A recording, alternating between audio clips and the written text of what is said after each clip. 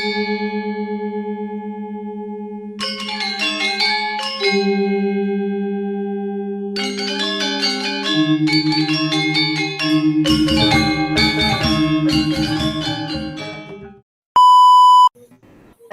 warahmatullahi wabarakatuh. Selamat malam semuanya.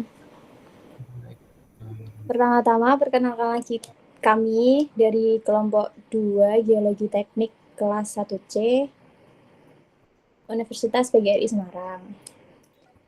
Di sini pertama ada saya, Prestasi Lintang Nurma Aulia dengan NPM 2464072, dan selanjutnya ada teman saya. Bisa perkenalkan diri secara bergantian, Mbak Endang Purwati. Ya, perkenalkan nama saya dengan NPM 2464014, dan selanjutnya Mas Bayu. Perkenalkan, nama saya Bayu Agil Ananda dengan NPM 2464012.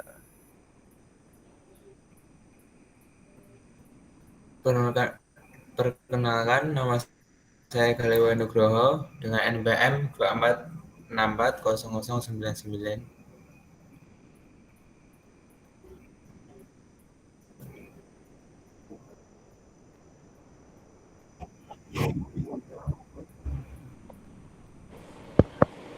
Ya, selanjutnya di sini kami akan mempresentasikan tentang proses geologi, proses-proses geologi dan perubahan bentang alam. Next. Bab apa saja sih yang kita pelajari pada malam hari ini? Itu ada yang pertama tentang pendahuluan. Pendahuluan itu tentang apa sih proses geologi itu? Lalu yang kedua ada gaya endogen, yang ketiga ada bentang alam endogenik, yang keempat ada gaya eksogen, dan yang kelima adalah bentang alam eksogenik. Selanjutnya kita masuk ke bab yang pertama, yaitu apa sih geologi? Apa sih proses geologi itu? Proses geologi adalah peristiwa alamiah yang terjadi di bumi yang melibatkan proses fisika, kimia, dan biologi. Proses ini biasanya dapat menghasilkan fosil yang kita sebut. Nah, fosil ini dapat merubah permukaan bumi, gitu. Selanjutnya ada bagian proses geologi secara singkatnya. Proses geologi itu terdapat dua proses, yaitu proses endogen dan proses eksogen. Lalu kedua proses ini akan mengakibatkan adanya perubahan bentang alam. Nah, selanjutnya akan kita bahas secara lebih rinci apa sih proses endogen dan proses eksogen itu. Lanjut, Mas. Selanjutnya, materi ini akan dilanjutkan oleh teman saya. Baik, terima kasih Mbak Lintang. Ini saya lanjut ya. Yang pertama ini adalah gaya endogen. Gaya yang berasal dari dalam bumi yang merupakan hasil dari tumbukan antar lempeng, yaitu gempa bumi, membentuk pegunungan atau bisa disebut orogenesa, dan aktivitas magmatis atau aktivitas gunung berapi atau bisa disebut vulkanis. Selanjutnya, bentang alam endogenik, struktural atau tectonic landforms, bentang alam yang proses pembentukannya dikontrol oleh gaya tektonik seperti perlambatan dan patahan. Kemudian gunung api. Gunung api dikendalikan oleh proses, yaitu proses geologi gaya endogenik sejak pembentukannya hingga setelah gunung api tersebut terbentuk. Kemudian morfologi lipatan, folding mountain, susunan perbukitan dan lembah-lembah yang berpola sejajar dikontrol oleh gaya tektonik. Berikut adalah simulasi gambarnya seperti ini. Kemudian jenis folding mountain Morfologi punggung antiklin. Bentang alam terbentuk bukit, termasuk jentera geomorfik muda. Kemudian morfologi lembah aktiklin.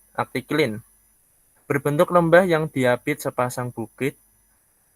Kemudian termasuk jentera geomorfik dewasa. Morfologi punggung sinklin atau bisa disebut reverse topographic. Bentang alam berbentuk bukit dengan struktur sinklin, termasuk jentera geomorfik dewasa. Jenis folding mountain. Morfologi lembah sinklin. Bentang alam berbentuk lembah dengan struktur sinklin, termasuk jentera geomorfik muda. Morfologi plateau. Bentang alam berbentuk dataran dengan batuan penyusun relatif horizontal. Ukuran plateau luas. Morfologi mesa. Bentang alam berbentuk dataran dan proses kejadiannya dikontrol oleh struktur perlapisan mendatar dengan elevasi lebih tinggi. Ukuran mesa lebih kecil. Jenis folding mountain. Di sini jenis folding mountain ada dua, yaitu morfologi butte. Ukuran butte merupakan bagian terkecil dan dikenal sebagai sisa dari bentang alam mesa. Morfologi bukit monoklin, yaitu bentang alam berbentuk bukit yang tersusun dari batuan sedimen dengan arah kemiringan yang seragam. Kemudian berupa bagian sayap dari suatu antiklin dan sinklin.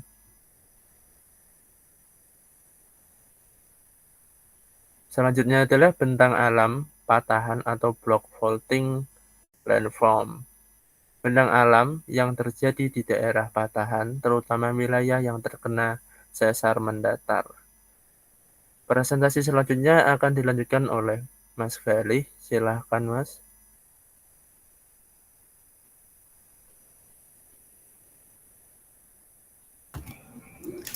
Baik, saya akan meneruskan presentasi dari Mas Bayu. Saya akan menjelaskan jenis alam patahan. Morfologi gawir sesar atau escambers.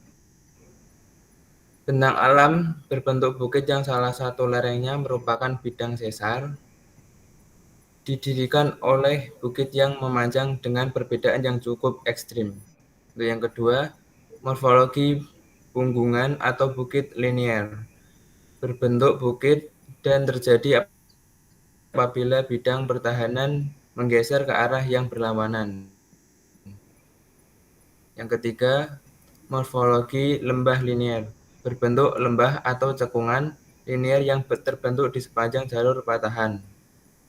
Selanjutnya tertekan, yaitu bentang alam berbentuk bukit dan terjadi karena gaya yang bekerja pada suatu sesar mendatar dan akibat tekanan tersebut sehingga patahan menjadi beberapa bagian.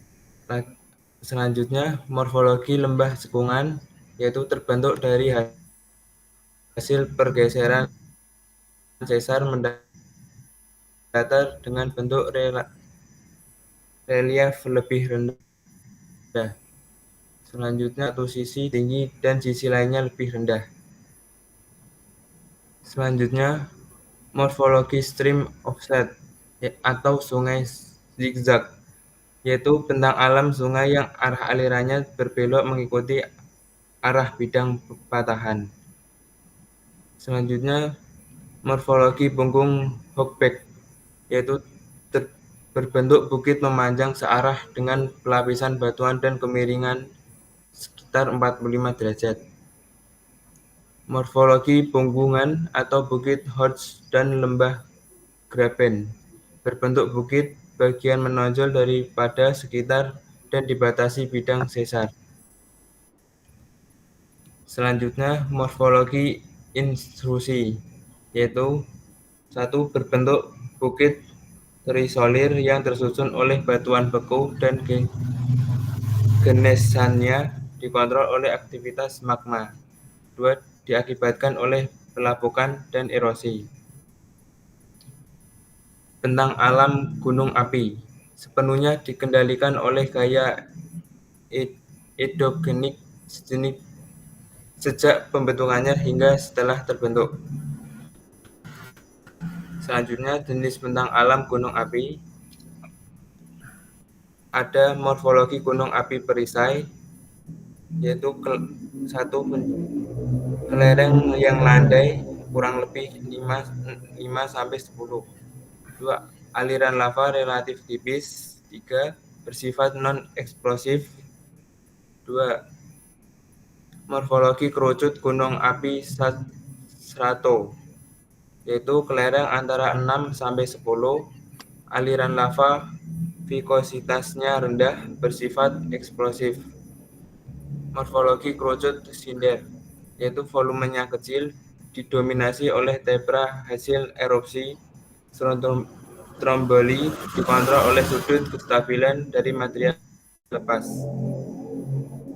Selanjutnya akan dilanjutkan oleh teman saya, yaitu Mas Yogi.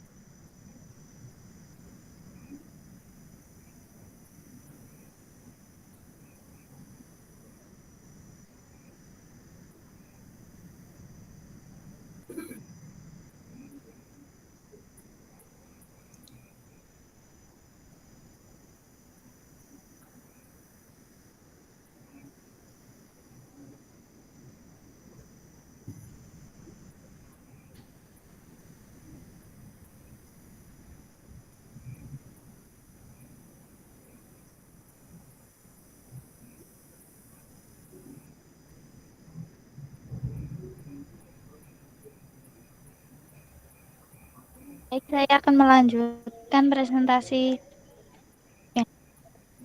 tentang alam eksogenik. Tahapan perkembangan sungai. 1. Tahapan awal. 2. Tahapan muda. 3. Tahapan dewasa. 4. Tahapan tua. 5. Tahapan peremajaan sungai. Dan bentuk morfologi sungai, yaitu ada kipas aluvial, sungai bersirat, 3 tekuk sungai, 4 danau tapal kuda, 4 gosong pasir, 6 undak sungai,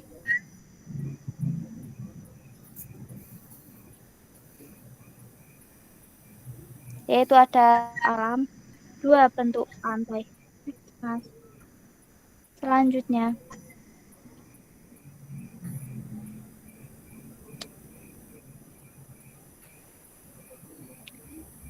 dan ada morfologi pantai, yaitu 1 delta, 2 tanjung, 3 teluk, 4 menara dan busur, 5 paparan erosi gelombang, 6 tanggul pantai, 7 danau pantai, 8 submergen, 9 pantai emergen.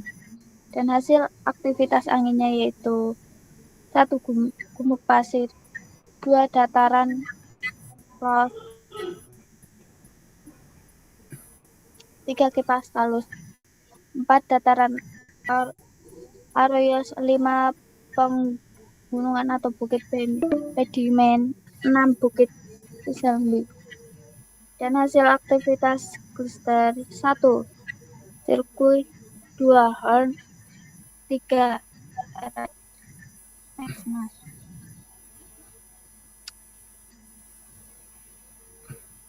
Next mas.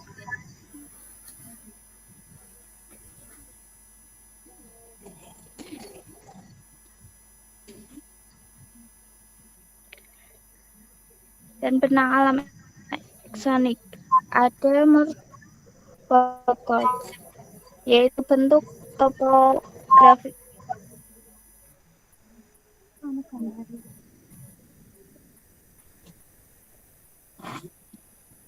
Bentuk topografi yang tidak teratur dan umumnya terdapat adanya aliran sungai bawah tanah serta lubang hasil pelarutan air berbentuk atau valo.